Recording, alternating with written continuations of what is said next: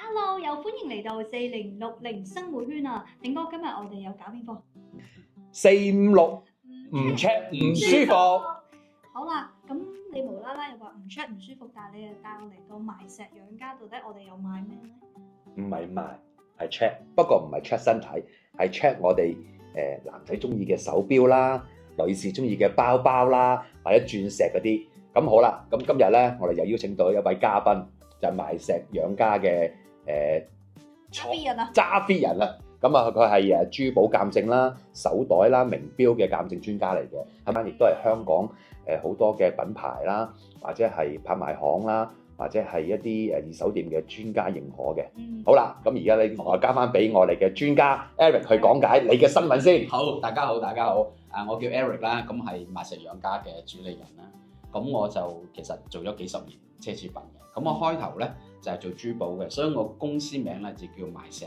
咁當然我唔係我膽裏邊嗰兩粒石啦，就係嗰啲鑽石啊、紅藍寶石啊，咁同埋一啲品牌嘅珠寶嘅。咁喺大約20年前度啦，咁我開始去到日本啦，就接觸埋呢個嘅手錶同埋袋嘅二手嘅買賣。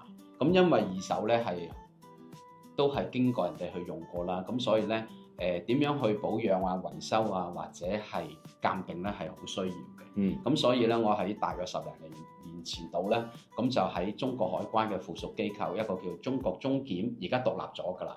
咁就係第一屆深圳嘅雙包嘅鑑定嘅畢業生嚟嘅。咁而家母校咧就請翻我翻去教書咧，就教珠寶嘅。咁而喺香港方面咧，我亦都跟過好多師傅啦，咁去學整錶啦。咁所以喺二手錶買賣方面咧，我都係有少少嘅心得。咁因為買賣得多，咁所以咧好多時我哋都發現到咧喺買賣嘅過程裏邊咧，有時有啲袋啊，或者有啲錶或者有啲珠寶嘅品牌珠寶咧就唔係真嘅。咁所以咧有一啲因為我經驗耐咗啦，咁所以喺香港都有一間日本嘅奢侈品公司，其實都好出名㗎。咁名我就唔方便喺呢度講啦。咁佢都係請咗我喺香港負責係做佢哋嘅錶珠寶嘅維修同埋鑑定嘅，即係有一啲好特別嘅款式，佢哋鑑定唔到咧，都邀請我過去做鑑定嘅。咁我一路都係從事呢方面嘅工作比較多。Brenda， 我知道咧，你成日有收到好多禮物啦，有唔同嘅包包啦。咁其實你嗰啲男仔又好，女仔又好送俾你，咁當然你收佢黑梗係好開心啦。但係心諗，真定假㗎？哇，喐啲要10萬8萬，賣又唔係，唔賣又唔係，收得多又唔係。咁咧嗱，而家Eric 咧就可以幫到你啦。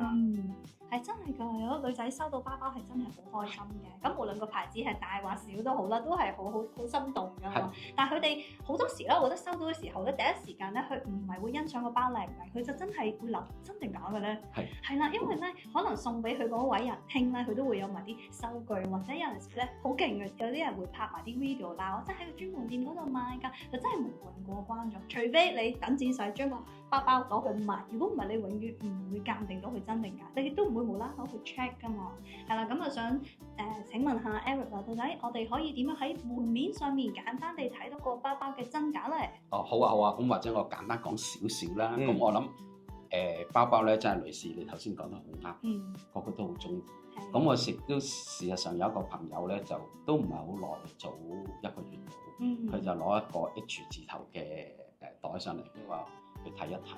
咁佢話一個佢以前嘅男朋友送嘅。咁我一望之下咧，我就話：呢個值得商榷喎咁樣。咁我話不如咁啦，你想實際啲，因為已經係情已逝啦，咁所以佢都想將個袋賣咗佢。咁我話你就去我之前幫佢手做嘢嗰間日本公司嚟放啦咁。結果佢一行入去之後，我話因為我唔方便入去啦，因為個個都認得我。我話你自己行入去啦，都唔夠5分鐘，佢出翻嚟，佢就話佢哋唔收袋嘅，因為今日休息啦咁。咁我話其實你都知咩事啦。係咁樣嘅，人哋唔會，即係佢唔會直接話俾你聽真定假。我哋都唔會嘅嚇，即係我哋會話呢個可能唔啱我哋個市場啊，我哋暫時唔收住。你明啦，因為即係如果係咁樣，即係通常如果我哋入到去呢啲咁嘅鋪頭，咁聽到佢哋咁樣同你哋咁講咧，就即係大家都明㗎啦。係啦，咁樣嘅。咁因為咧，其實喺品牌方面咧，其實我哋唔可以自稱呢件樣嘢係真或者假嘅，只有品牌方先可以講嘅。即係譬如一個H 嘅袋，你拎到去，就算假佢話真，佢都係真。咁但係當然啦，係假就係假啦，咁啊唔會呃到佢哋嘅。咁但係我哋咧只可以憑我哋嘅經驗去分享，咦呢個袋或者呢個錶有啲雙確嘅餘地喎。咁有一招咧，其實就好小朋友嘅，大家都諗唔到嘅，就係一粒攝石。攝石。因為咧，所有無論係錶又好，或者係袋都好啦，佢所用嘅金屬部分咧，都係用一啲唔會用鐵嘅嘛。即係會生鏽㗎嘛，即係假嘅，係假嘅，有機會有部分。咁會唔會用鋁啊，或者係都會有嘅，但係咧鋁啊或者其他咧，佢唔夠重，佢要冒翻嗰個嘅質感咧，所以咧佢一定咧就係要係用一啲比較重身啲嘅金屬嚇。咁因為品牌靚嗰啲咧，其實佢用嘅金屬係好靚嘅，咁所以咧我哋可以用一招咧比較係簡單啲嘅一個方法，就係用粒攝石。呢個係我哋咁粒攝石需唔需要話大粒啊細粒啊？都唔需要㗎啦，唔需要有粒攝石就得，喺廟街買又得，牛寮街買又得，都得㗎啦嚇。嗱，咁呢個咧係一個喺 H 字頭嘅鴕鳥皮嘅袋啦，鴕鳥皮係咁呢個好貴啊，即係過10萬蚊㗎啦嚇。你講真嘅真嘅過10萬蚊㗎啦，咁我都冇話呢個係假。咁呢個咧係一個牛皮啦，咁亦都係都唔平嘅，都唔平。咁尤其是呢一個款式，係咩？係款式。咁佢定價唔高，但係喺市場嘅價錢咧就好高嘅。係啦。咁如果兩個都買錯咗咧，就好大件事啦。咁所以咧好多時有好多人客咧上嚟咧，都係會約埋嗰個貨主同埋佢一齊上嚟，我驗咗袋，佢哋當面去交收嘅。我又係咁樣，因為好多都係想網上買噶嘛，因為你去專門店係買唔到噶嘛，排隊排咗好多年都買唔到。明白嚇。咁一個好簡單噶啦，咁就係我哋咧有一嚿攝石，我哋要睇一睇呢個咧，完全係冇反應嘅，即係呢個係真嘅。係呢個係真嘅。OK，咁我哋再睇睇呢個咯喎，揭開你真呢個驗先。好，可以。係嘛？咁即係話咧，佢有鐵嘅成分啦。咁冇可能用鐵嘅成分。即係因為我唔係真係唔好識，即係真嘅名牌嘅唔會，全部都唔會，任何牌子都唔會。好輕微嘅係會有，即係可能佢嘅底釘咧係會輕微嘅。即係唔係重要部分嗰度。明白。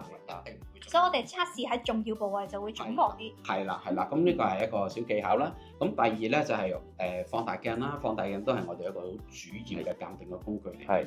咁有啲就會用我哋比較專業啲嘅一個嘅太陽鏡啦。咁呢個咧係愛嚟睇佢嗰個表面嘅。咁呢個最主要咧就係測嗰啲字啦。咁我哋就睇一睇啦。我唔知鏡頭前面嘅觀眾會唔會睇到啦？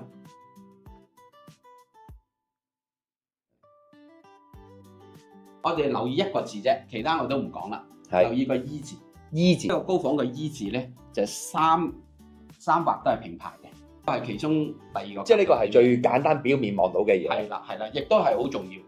係因為咧廠方呢一個嘅壓印咧係標準咗嘅。咁而高仿嗰啲咧，或者係假嗰啲咧，其實佢就乜嘢都有，有長有短，有粗有幼咁樣。咦？咁其實即係做高仿嗰啲都幾蠢喎，做咗咁嘅袋，明知呢樣真嘅嘢，咁點解唔係嘅？未必會知嘅，係咩？未必會知嘅。咁你一講咗佢，你咪知咯。所以我就係講一兩點。你意思係話咧，即係仲有好多方面嘅位置啦。即係可以 check 到係真定係假啦。當然喺呢一個鏡頭入邊咧就唔可以講咁多，因為透露咗俾嗰啲做高仿嘅人士知道咧，就麻鬼煩啦，就大鑊啦。冇錯。明白。咁但係有啲咧，就算佢知道都做唔到嘅。即係譬如啲金屬部位啦，因為嗰啲嘅成本係好高，佢唔會用咁高嘅成本去做一個假嘅袋咁平賣俾你咯。佢做到都差唔多佢一個真嘅價錢。咁所以咧，佢係冇辦法唔用一啲渣啲嘅材料去做。OK，明白。咁而反而咧喺而家咧比較 update 啲嘅情況，大家反而要好小心咧，就係有一啲叫做組合式嘅架袋，就係話咧佢用真嘅配件擺落一個真嘅皮，但係始終個袋都唔係真。哦，即係譬如話頭先你而家呢個扣啦，就將一個舊嘅真袋係啦，就拆咗落嚟，就安落呢個高仿新嘅假袋度。係啦，咁你點 check 都係真嘅。咁所以仲有好多部分我哋係要 check 嘅。但係所以如果唔係我教咗大家買粒攝石，咁我就冇生意做㗎啦。哦，咁嗱，咁各位，如果你真係有啲男性朋友送咗啲袋俾你，你又唔知真定假，又或者曾經有人送過好多袋俾你，而係你呢排你又可能唔想用呢啲拎去賣，想揾拎去賣嘅時候咧，又避免尷尬咧，咁不妨你可以揾阿 Eric 嚟幫你手啊！